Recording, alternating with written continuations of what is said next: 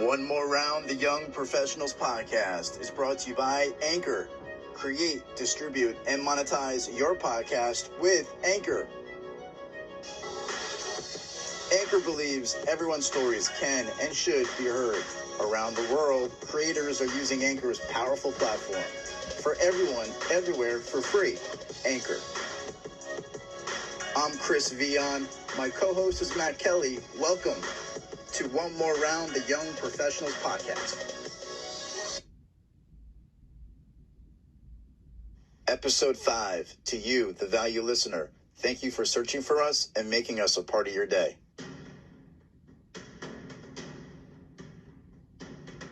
Miriam Steketee. Miriam is the best-selling author of the book, The Secrets of Dating Your Business, which made #1 bestseller and #1 new release on Amazon during launch week. She is a successful entrepreneur who inspires individuals to dream big with her. She's a $1 Million Circle achiever, company leader and sales trainer, where her passion extends from mentoring to coaching to leadership development of a global team of 18,000 plus of independent sales representatives. Miriam loves helping women and entrepreneurs create stronger relationships with themselves, their customers, their teams, and their partners so that they can find happiness, creating a positive culture and achieving success. Miriam spoke with us on the build of The Secrets of Dating Your Business and the messaging behind it. An interesting take on this interview: if it wasn't for an injury Miriam sustained, she may not have become a best-selling author. She talks about the grit behind her work ethic, never settling, going one more round. Take us back to the time when you had this vision of becoming an author. How did this come about? Were you inspired by current and former colleagues of yours to write about your journey and experiences? Yeah, that's an interesting question. I definitely wasn't one of those people that knew I was going to write a book, at age 10. It sort of was an evolution with my journey, in my career. And all the stories and hiccups and failures and successes along the way. So I would say, as an entrepreneur, I started to build a business in the network marketing space, and I was terrible. And being terrible in the beginning actually was what helped me thrive in the end. And so over the last 10 years, I was building this network marketing business with Rodan and Fields, a skincare company. And I really loved the leadership aspect of the business. And the selling part was fine and good, but it was helping other people start their businesses, and all the stories I heard and all the people that I had helped in so many different ways, that ultimately I said, I have so much to say. And people would always say to me, how did you do it? How did you make it to the top of your company? How did you, grow this huge team? And I couldn't just tell them in 5 minutes. I had so many stories and so many things I wanted to say. And I felt like writing it in a book and creating that book in sort of in a step-by-step way was going to help people. So it's not like I woke up one day and just said, I'm going to write a book. It was just so many people along the way asking me all the questions, and people actually saying, you should write a book. You should write a book.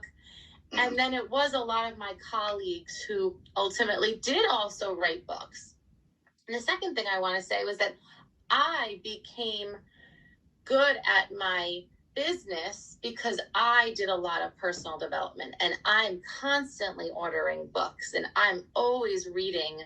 And I'm not saying full books, but I'll read a chapter here and a chapter there. I'm looking at my office right now, and it's covered in books about sales and leadership and, all different topics. But I've learned so much that I felt like I had a lot to say, and ultimately decided to finally pick up the pen and start writing. So it was a lot of different things, really. The Secrets of Dating Your Business. Talk about the idea behind that title. Oh my gosh, I had so much fun coming up with the title.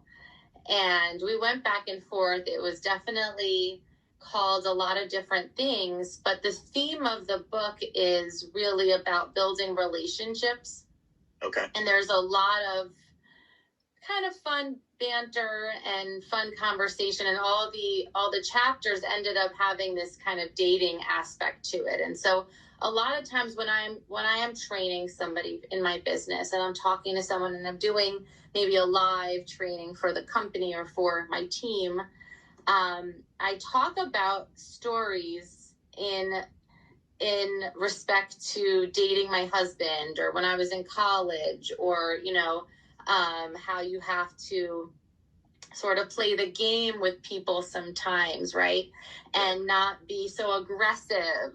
So there's so many times when I use anecdotes and metaphors from the dating that it just kind of clicked one day, and I said, oh my gosh, dating your business, it's all about dating your business. And then we added the secrets to dating your business, and because I do give a lot of funny tips, and I just thought it really went well.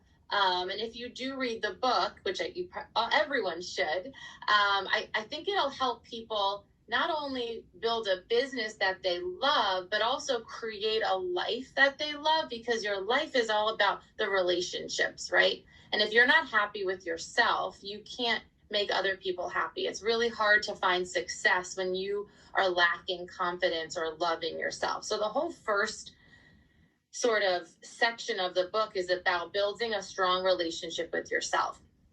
And then the second part of the book is about building relationships in a really meaningful way with potential leads and prospects and customers. And then the last part of the book is sort of, it's good for anyone, but it's about leading, and it's about building relationships with people that are on your team. And that team could be your employees, that team could be even people in your family and your friends. And so there's definitely some talk about network marketing and building a direct sales business, but it's 90% for anyone to read. And I think that anybody will really learn how building relationships and people are all about. People are what make you happy and build and bring you joy in your life, in your career, and in your everyday life. And it's about building those strong relationships. And it sounds simple, but it's not easy for everyone. What was it like to get yourself in a state to write, and then when to write? Because we all have life happening around us, right? How did you set the time of day of those sessions to occur? So writing a book is very difficult. I'll tell you that right now. And I think sometimes I would fall, and I'm going to be honest, I'm very real. Find that we all say, like, when I'm motivated, I'm going to do it. But motivation doesn't happen naturally. You get motivated when you start doing something, and then it starts to flow, right? So in the beginning, the cool thing was I did have a publisher and editor that was kind of helping me. I had a whole team that was advising me. I didn't just pick up, my computer and just start writing. You have to start with the end in mind, right? So we kind of started out with like the sections. We cut it into 3 sections. Then we did the chapters. Then we brain dumped every single chapter. And then from that, I wrote. And what was really cool was we would tape, my editor and I would tape our conversations, and they would ask me a lot of questions. So it was much easier for me because I had content to write from, right? So I knew chapter 1 was going to be my story, and then chapter 2 was going to be about this. So that made it a lot easier. But the one thing I do want to say was this all happened during the pandemic. So I started writing it right before the pandemic hit. Okay. Yeah. And it was halfway done. And then, I have 3 kids. I was homeschooling and doing all the things. Yep. And it was really hard. And I had to take a break. And I just put it to the side for a long time. But then I finally talked to my neighbor, who actually, Kathleen Harris, who actually is an editor and a writer herself, and she writes all the time. She's constantly helping people edit their books, and she's a ghostwriter. Mm-hmm. She's also helping me, and a great mentor to have. So I think it's really important for people to have a mentor and someone that's not necessarily attached to you and the book, but someone that's helping you along the way. And she would tell me, I gave myself deadlines. I had to be done with this section by this date at this time. And that really helped me, because otherwise it's never perfect. I was in the editing process for so long that I didn't even remember what I was editing. And I'm like, wait a minute, I kind of liked it before I even edited it, So I think giving yourself that timeline was important. And then having people in your life that you really trust and admire. Hey, can you read this for me? What do you think? And I did have a couple of those people who I trusted, and I would say, what do you think? Read this chapter. How did it make you feel? And oh my gosh, it was perfect. I loved it. Okay, great. Yes, thank you. Done. Check. Moving on. Absolutely. Very well said, Miriam. And just tell the audience, so what ultimately fueled you to write your book? Was there one kind of inspiration behind it? So, yeah, that's a really good question. So it's actually when I was sort of in this high in my life. It was, I guess, about 3.5 years ago, and we had just bought our dream home. I built my Rodan and Fields business for, I guess, about 7 years, and we finally, saved up our money to finally get that I got it, the dream home. We moved in, I had the 2 kids, and everything was going great, and business was going great. And then I was about to fly to Las Vegas to speak at our national convention. I had this huge, training plan for thousands of consultants in Vegas, huge stage. Like, I was a really big breakout speaker, and I fell down my steps and I broke my ankle and had to have surgery, and I didn't go to Vegas. And, it's funny, you don't understand what it's like to have something like that happen, like traumatic, right? Mm-hmm. Until it does. And then you're sort of a changed person. And so after that, I had a lot of alone time, right? I was home. Our life got turned upside down. And I mean, you can't walk, and I'm on crutches. I couldn't even get myself a glass of water because I'm on crutches. And anyway, bottom line was I had a lot of time to reflect mm-hmm. on the people in my life, and when you're feeling, I was depressed, right? It was a bad time in my life, and I started thinking about the people in my life that were there for me during that time. And I know that it sounds cliche, but it started making me really think about what I wanted and what I wanted to share and what I wanted to be, and the kind of person I wanted to be and kind of mom I wanted to be, and what was important to me in my life. And I don't know, I just had all these things happening, and I also was sitting around a lot. And so that's when I kind of started to write the book, because I knew I needed to focus in on something, because I knew I was going to be sort of out of commission for the next 2 months. So it started there. If you hadn't got injured, do you think you still would have become an author? Oh my gosh, I don't know. I was just thinking about that.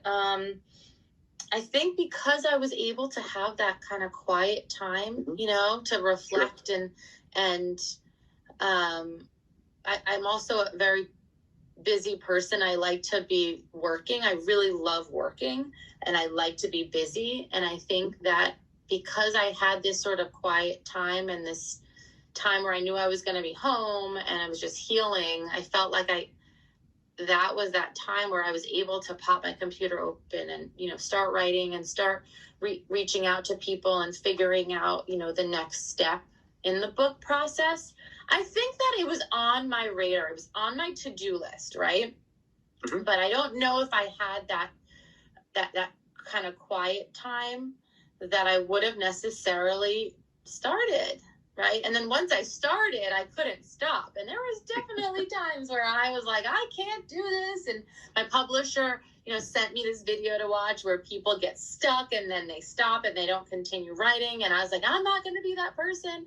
And then the pandemic hit and it was so crazy. But back to your question, I think I would have written a book. I don't know if it would have been ready by now. And I think with the pandemic and everything that happened, I don't think I was going to have time to do it then. But I was so far into the process already when, the lockdown and everything happened that I was almost finished. I was, in the editing process. So I don't know if I would have done it. I mean, maybe it would have started now. I think it was on my list of something that I did want to do.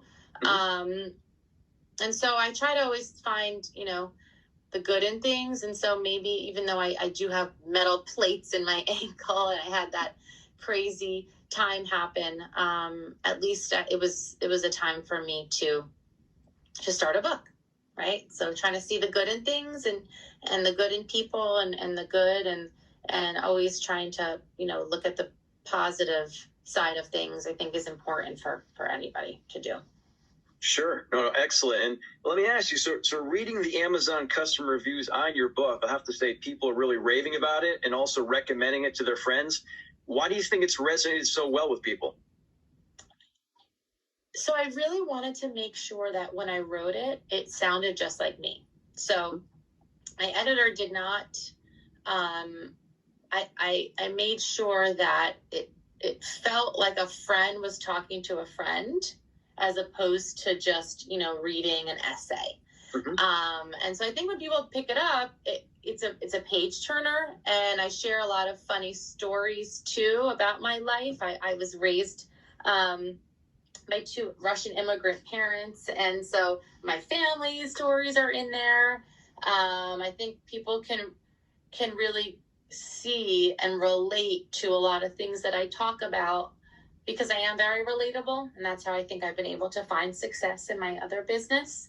I think it's real and it's honest and it's open, and I talk about the good, the bad, and the ugly, and I talk about a lot of it was my failures and what I learned from my failures, as opposed to, a book all about all the great things that I've done. It's a lot of all the mistakes I made and how I fixed them or how I learned from them and how it could help other people too.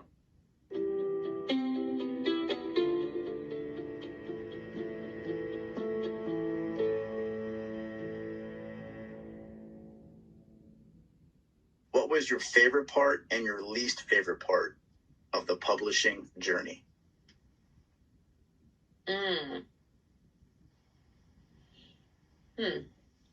My favorite part was showing my kids the book.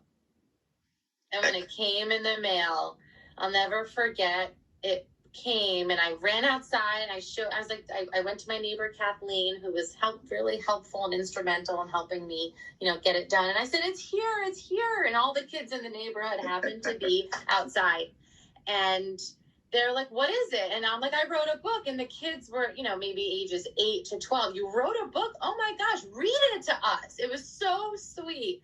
And she has it on video, and they're all sitting there on the steps, and I start reading them the book, and they're like, their faces were so, children are just so amazing, and they were so excited for me and proud of me. I can't believe you did that. You're an author. And it was one of those moments because, I'm going to be very honest with you. There's a lot of haters out there. I'm sure. And there's a lot of people out there. And I've learned through this journey that you have to be happy for everybody, even though sometimes someone else's success makes you feel bad, which is so sad, right? But we've all been there. Oh man, I wish I did that, or she, got lucky or whatever. But kids just have this way of being so honest, and they were just so excited for me. And then it's just interesting. One of the hard parts of the journey, I think, was what are people going to say? What are people going to think? I was so nervous to launch it because, truth be told, I didn't tell very many people. So Miriam, when you initially began the writing process, how far back in your career were you willing to go and share? Or did you pinpoint a specific time in your career that aligned with your overall concept of the book? Great question. So I talk in my book, it goes through my childhood all up until, till when I was writing it. And I think that part of the book and the concept around the book is having grit. And I think grit is something that everybody, that successful people have. And it's the ability to stand up as fast as possible when you get knocked down. And that really dictates someone's success, how fast they jump back in after they get a setback, right? Living in a house of immigrants, and I watched my parents go from nothing to an extraordinary life by having grit. And then I talk about my dance career. I was a dancer my whole life. I moved to New York City. I was a professional dancer. I had an agent. I was auditioning, and I was doing all the things. And those, a lot of the pieces in that audition, in those auditioning years, I took into my real estate career, which then took me into my network marketing career. So I learned different things from different parts of my life, and I'm so thankful that maybe, I did quit on my dreams, my Broadway dreams, because I let the naysayers get into my head. And so as I pushed into my career and my business, I made sure to remember that it was all about pushing forward and having grit. And that's what helped me write my book. That's what helped me in my Rodan and Fields business. So, Matt, go ahead.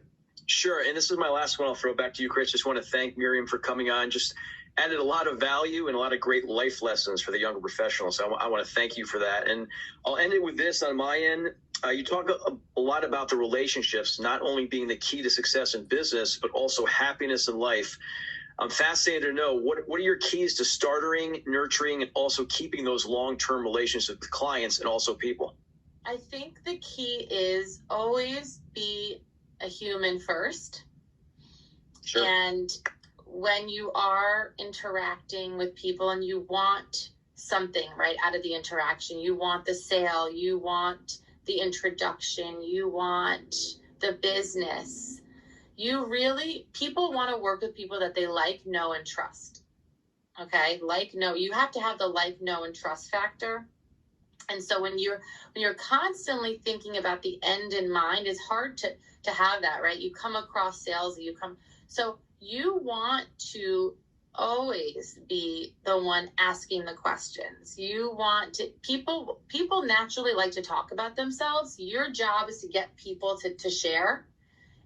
And the more you ask the right questions and the more you get to know people, you get to find out things about them, and you can figure out where your product or service might fill a need in their life or someone that they know. So ask a lot of questions, get to know people, write down notes, keep a notebook or a spreadsheet or however about people, their kids' names, their spouse's name, their dog's name, whatever their passions are. I always like to use the acronym FORM, FORM. Ask about family, ask about occupation, ask about the recreation, what they like to do, and then what's their motivation? What could possibly be a motivation for them to maybe, help you in some way or help themselves, or what's that pain point that they might have where your good or service might help them. But at the end of the day, it's about getting to know people, being yourself, and giving rather than receiving. The more you give, the more you're going to get. The more you give without trying to get something in return, the more you're going to get. Miriam, we can't thank you enough for carving out time to come speak with us on your journey, your challenges, and successes along the way. A huge congratulations and best wishes from the both of us in becoming a new author with The Secrets of Dating Your Business, which, everyone, you can buy right now on Amazon. Before we let you go, we have one final question. What is Miriam's advice, a key action to help that young professional, that millennial, who's at a crossroads in trying to find their career passion in life? Do you have a blueprint for that? I do. I love that. I think I want you to write down a list of it could be 3 people, 5 people, 10 people, people who are successful in your eyes, right? Doesn't necessarily mean monetarily, right? I don't mean, who do I know a CEO of a company? It could be someone who's a successful teacher, someone who, is a successful person in their community, people who you know that make you feel good, right? People that have touched you in your life at some point. And I want you to reach out to each person and set up a date, set up a Zoom date, a coffee date, whatever it is. You're going to compliment them. You're going to say, hey, Mary, I just want to say, you've touched me at this point, or I've been watching your career and I see you're super successful with this, or you love your job so much. I see it. You're always posting about it, or you're talking about it. Can I pick your brain for 15 minutes about it? And I want you to I think it's important to talk to successful people and get their points of view. And just tell me about your job. Tell me about your career. How did you know you wanted to be a teacher? How did you know you wanted to be an entrepreneur? How did you know you wanted to do this? And ask questions and ask them for advice. Hey, listen, I'm at a crossroads. I'm not really sure. I want to start a business, but I don't know how to do it. Or I really want to I think I like computers, but I don't know what I want to do in my career. You are going to get so many, you're going to get so much advice and so many good nuggets from these people. It's a great place to start. And then the second thing I want to say is, volunteer, right? If you do know someone who is in a career path that you might want to try, hey, can I come into your office one day and just shadow you a little bit, or see what it's like to work here and there? Because sometimes I think we do get stuck. We feel like, I went to college and this was my major, so I have to do this, but maybe it's not what you want to do. And I think there's like a percentage of people that say like 70% of people that, whatever they majored in was not the career that they went into. And so it's okay to pivot, and it's okay to change. That was fun. Yeah. You should see me. I talk. That's why I'm like, are we on video? Because I talk with my hands and I get all. Well, that was your first question. You said, Chris, is it going to be a visual? Is it going to be an audio? I said, that's going to be an audio. And we want to thank you, the valuable listener, for making us a part of your day. For you to carve out some time for us is truly a privilege. One more round, the Young Professionals Podcast is brought to you by Anchor. Create, distribute, and monetize your podcast with Anchor today for free. We're all going to get knocked down in life. Just make sure you get up and get back in the fight. Until next time, folks, keep punching.